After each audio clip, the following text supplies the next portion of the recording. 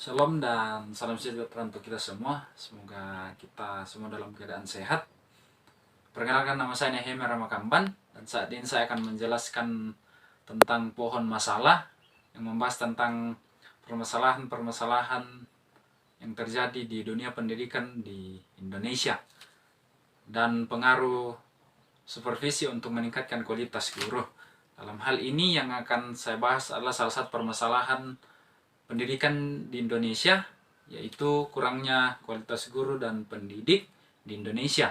Tentunya dalam hal ini ada faktor penyebab yang menyebabkan mengapa kualitas guru dan pendidik di Indonesia itu kurang. Saya akan menjelaskan ada 3. Yang pertama adalah faktor utama, faktor internal, dan faktor eksternal.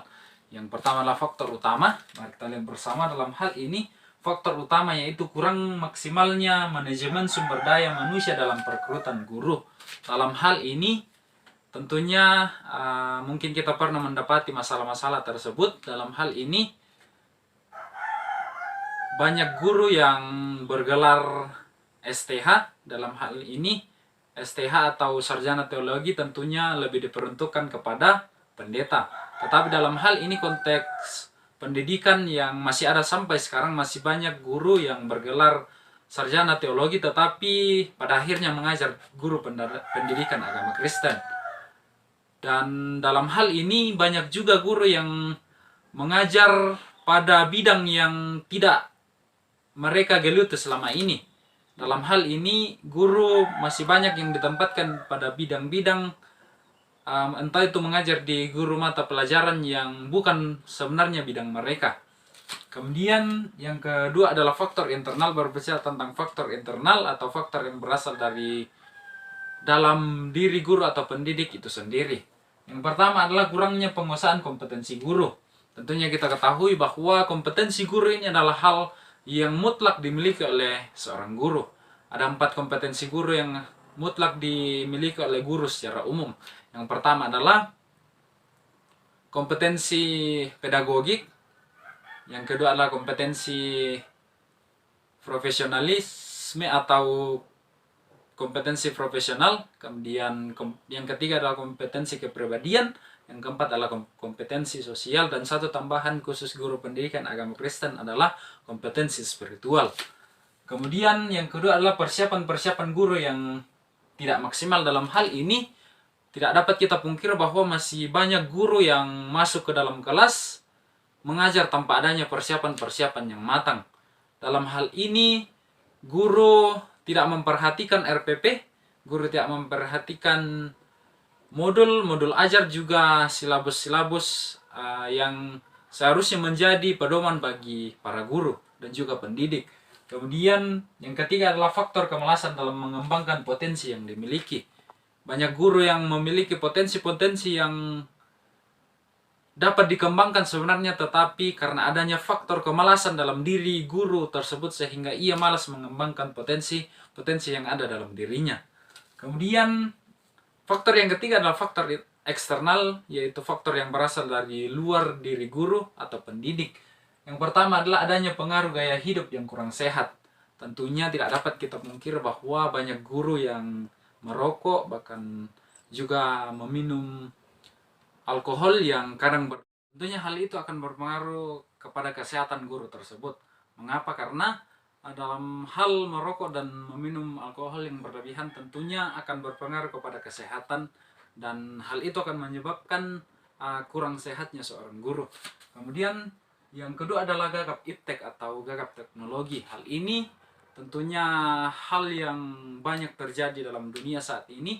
Seiring dengan perkembangan ilmu pengetahuan dan teknologi, kadang masih banyak guru yang tidak dapat mengimbangi perkembangan iptek atau ilmu pengetahuan dan teknologi ini.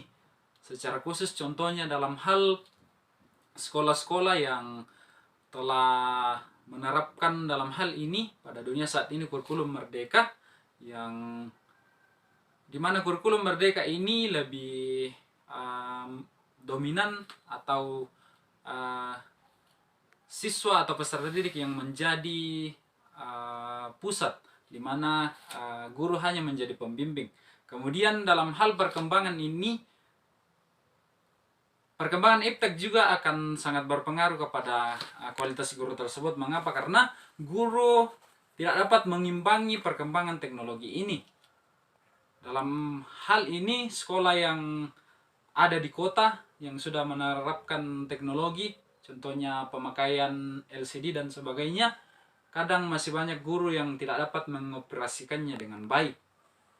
Kemudian juga ada guru yang memakai slide dalam hal mengajar, tetapi guru hanya mengacu kepada slide dan juga mengacu kepada buku-buku cetak yang ada.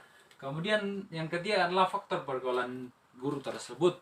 Tentunya dalam hal ini guru atau pergaulan guru akan sangat berpengaruh dalam hal kualitas guru itu sendiri. Mengapa demikian? Karena pergaulan guru dengan siapa guru itu bergaul akan sangat berpengaruh. Jikalau guru bergaul dengan orang yang baik, guru juga akan menjadi baik. Tentunya dalam hal ini jika sebaliknya, maka guru juga akan memberikan pengaruh-pengaruh yang kurang baik. Kemudian kita akan melihat cara mengatasi kurangnya kualitas guru dan pendidik khususnya di konteks Indonesia ini. Yang pertama adalah memulai semua kegiatan dengan berdoa dan bersyukur. Tentunya berdoa dan bersyukur ini kita sebagai orang yang beriman, tentunya berdoa dan bersyukur itu adalah hal yang harus selalu kita lakukan dalam segala hal. Kemudian yang kedua, menumbuhkan kesadaran diri sebagai guru. Kita harus mengetahui diri kita bahwa kita adalah seorang guru. Tugas guru adalah mengajar, membimbing peserta didik di sekolah dan juga dimanapun mereka berada selagi kita menjangkaunya. Dalam hal ini kita harus menumbuhkan diri bahwa mengetahui diri kita bahwa kita adalah seorang guru.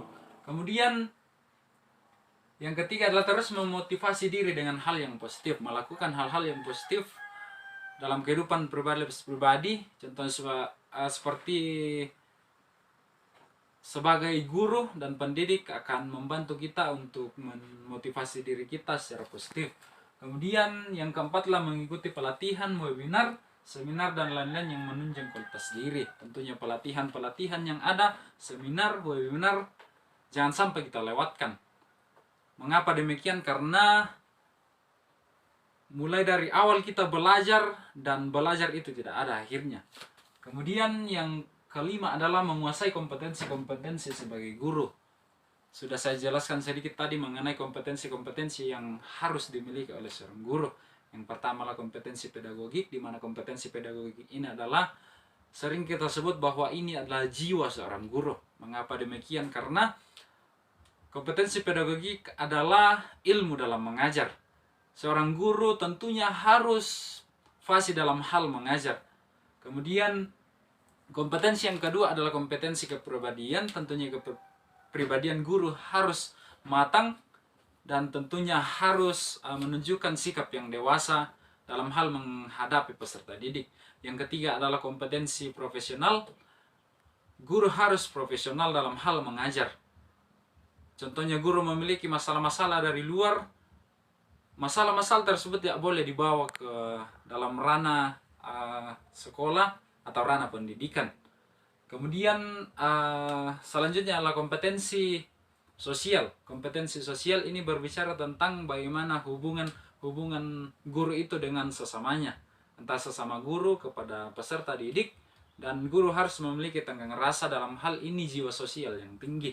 Kemudian satu tambahan kompetensi yang khusus harus dimiliki oleh guru pendidikan agama Kristen, yaitu kompetensi spiritual. Di mana kompetensi spiritual ini berbicara tentang hubungan kita dengan Tuhan kita, bagaimana kita beribadah kepada Tuhan kita dan bersyukur dalam kehidupan kita pribadi. Kemudian kita akan melihat pengaruh supervisi untuk meningkatkan kualitas guru. Yang pertama adalah supervisi pada dasarnya bertujuan untuk membantu guru dalam meningkatkan kemampuan dan kompetensi guru dalam manajemen pembelajaran. Jadi tujuan utama dari supervisi ini adalah membantu guru dalam meningkatkan kemampuan dan kompetensi guru tersebut dalam manajemen pembelajaran.